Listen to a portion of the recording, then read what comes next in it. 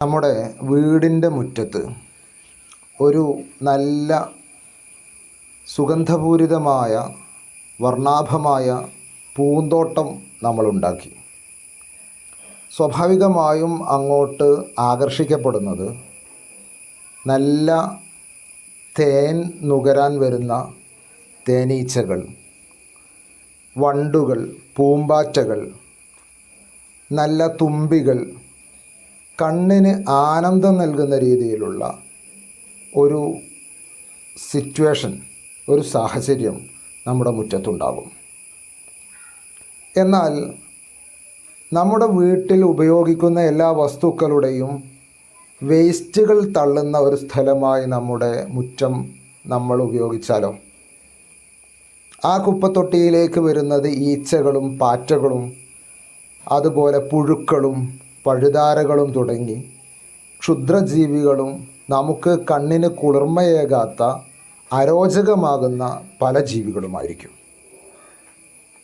ഈ മുറ്റത്തിനെ നമ്മുടെ മനസ്സായി കാണുക. നമ്മുടെ മനസ്സിൽ നാം നല്ല പോസിറ്റീവായ നന്മയുള്ള തോട്ട്സ് നിറച്ചു കഴിഞ്ഞാൽ, പൂമ്പാറ്റകൾ തേൻ നുകരാൻ വേണ്ടി പൂന്തോട്ടത്തിലേക്ക് വരുന്നത് പോലെ പ്രപഞ്ചത്തിൻ്റെ മുഴുവൻ നന്മകളും നമ്മുടെ മനസ്സ് അട്രാക്റ്റ് ചെയ്യും, അതിനെ സ്വീകരിക്കും. അതോടൊപ്പം നമ്മുടെ പ്രവൃത്തികളും കൂടെ കൂടുമ്പോൾ നമുക്ക് വിജയം, സക്സസ് കെട്ടിപ്പടുക്കാനാകും. ഇതാണ് ലോ ഓഫ് അട്രാക്ഷൻ അഥവാ ആകർഷണ നിയമം. ആദ്യമായി ലോ ഓഫ് അട്രാക്ഷൻ എന്ന് പറയുന്ന ടേം ഇവിടെ ഉപയോഗിക്കുന്നത് ഹെലേന ബ്ലാവറ്റ്സ്കി എന്ന് പറയുന്ന റഷ്യൻ ആത്മീയ ചിന്തകനും ഓതറുമായ 1988 പ്രസിദ്ധീകരിച്ച ദി ആൽക്കെമിസ്റ്റ് പൗലോ കൊയ്ലോയുടെ വിശ്വവിഖ്യാതമായ ഗ്രന്ഥത്തിലൂടെയാണ് ഈ ലോ ഓഫ് അട്രാക്ഷൻ പ്രചാരം നേടുന്നത്. പിന്നീട് Joseph Murphy the power of sub conscious mind എന്ന പുസ്തകത്തിലൂടെയും 2006 ദി സീക്രട്ട് എന്ന് പറയുന്ന വിശ്വവിഖ്യാതമായ ഗ്രന്ഥത്തിലൂടെയുമൊക്കെ ഇതിനെ കൂടുതൽ ജനങ്ങളിലേക്ക് എത്തിക്കാൻ സാധിച്ചു. ലോ ഓഫ് അട്രാക്ഷൻ പറയുന്നത് ഇങ്ങനെയാണ്: when you want something, all the universe conspires in helping you to achieve it. ഒരു കാര്യത്തിനെ അതിതീവ്രമായി നീ ആഗ്രഹിച്ചാൽ ഈ ലോകം മുഴുവൻ നിനക്ക് ആ കാര്യം നേടിത്തരുന്നതിന് വേണ്ടി ഒരു ഗൂഢാലോചന നടത്തും. അതായത് ആ വസ്തു നിന്നിലേക്ക് എത്തുന്നത് വരെ നിനക്ക് ആ വിഷയത്തിൽ ലോകത്തിൻ്റെ പല ഭാഗത്തു നിന്നും പല സഹായങ്ങളും ലഭിച്ചുകൊണ്ടിരിക്കും.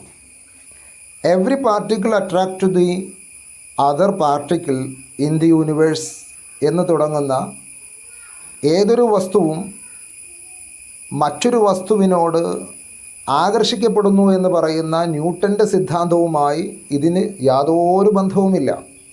അട്ടർലി ഡിഫറൻ്റാണ് രണ്ടും.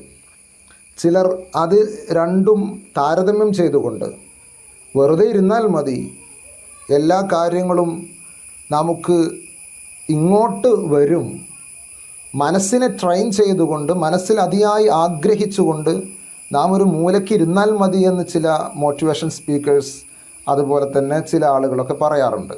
അങ്ങനെയല്ല.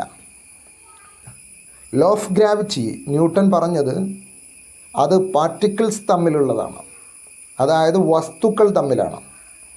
ഇവിടെ പറയുന്നത് നമ്മുടെ മനസ്സിലുള്ള ഫിക്ഷനുകളാണ്. നമ്മുടെ മനസ്സിൽ നിന്ന് ആ വസ്തു പുറത്തു വന്നിട്ടില്ല, അതൊരിക്കലും പാർട്ടിക്കിൾ ആവുന്നില്ല. വസ്തുക്കൾ തമ്മിലുള്ള അട്രാക്ഷൻ പോലെയല്ല ഫിക്ഷൻസ് തമ്മിലുള്ളത്. ഇത് നമ്മുടെ ഫിക്ഷനാണ്. അത് യാഥാർത്ഥ്യമാകണമെങ്കിൽ അതിന് നാം പണിയെടുത്തേ പറ്റൂ. നാം റോട്ടിലൂടെ സഞ്ചരിക്കുമ്പോൾ പല വാഹനങ്ങളും കാണാറുണ്ട്. എന്നാൽ ഞാനൊരു പുതിയ വാഹനം വാങ്ങാൻ പോയി, ഒരു നീല സ്കൂട്ടി. ഈ നീല സ്കൂട്ടി കണ്ടുവെച്ച് വന്നതിന് ശേഷം എവിടെ നോക്കിയാലും നീല സ്കൂട്ടികളാണ് കൂടുതൽ കാണുന്നത്.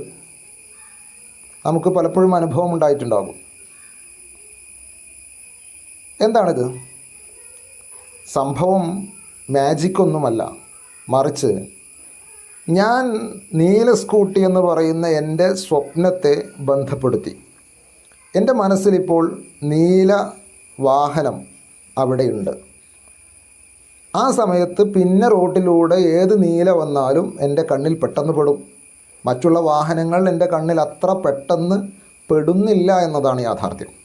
അതായത് നമ്മുടെ മനസ്സുമായി പ്രപഞ്ചത്തെ ബന്ധപ്പെടുത്തുന്ന ഒരു രീതി പറഞ്ഞു എന്ന് മാത്രം.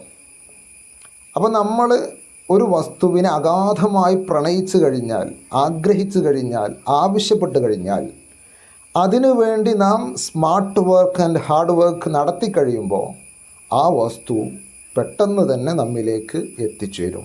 ഇത് വീട് വെക്കുക എന്ന സ്വപ്നം നമ്മുടെ മനസ്സിലേക്ക് അതിയായ ആഗ്രഹമായി വരുമ്പോൾ സ്വാഭാവികമായും നാം എഞ്ചിനീയറെ കാണാൻ വേണ്ടി പോകും. എഞ്ചിനീയറുടെ കയ്യിൽ നിന്ന് പ്ലാൻ ലഭിച്ചതിന് ശേഷം എന്തായാലും കോൺട്രാക്ടറെ സമീപിക്കും.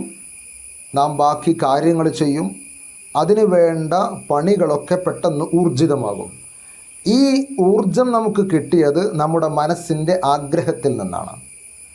അതാണ് പറഞ്ഞത്, അതിതീവ്രമായ ആഗ്രഹം ഒരാളുടെ ഉള്ളിൽ നിന്നുണ്ടാവുകയും അതിന് ഉപോത്ബലകമായ രീതിയിൽ, അതിനെ സഹായിക്കുന്ന രീതിയിലുള്ള പ്രവൃത്തിയും അവനിൽ നിന്നുണ്ടായാൽ തീർച്ചയായും ഈ ലോകം മുഴുവൻ അവന് വേണ്ടി ഗൂഢാലോചന നടത്തും, അവൻ്റെ കൂടെയുണ്ടാകും, കാര്യങ്ങളൊക്കെ എളുപ്പമാകും. അല്ലാഹു നമ്മുടെ കാര്യങ്ങളിലെല്ലാം ഒരു വെളിച്ചം, എളുപ്പം നൽകി അനുഗ്രഹിക്കുമാറാവട്ടെ. എല്ലാ പ്രശ്നങ്ങളിൽ നിന്നും പ്രയാസങ്ങളിൽ നിന്നും നമ്മെ അല്ലാഹു കരകയറ്റി തരുമാറാവട്ടെ. നമ്മുടെ ആഗ്രഹങ്ങളെല്ലാം അല്ലാഹു സഫലമാക്കി തരുമാറാവട്ടെ. സഫലമായ ആഗ്രഹങ്ങളെല്ലാം നിലനിർത്തി തരുമാറാവട്ടെ. ആമീൻ. അസ്സലാമു അലൈക്കും വറഹ്മത്തുള്ളാഹി വബറകാതുഹു.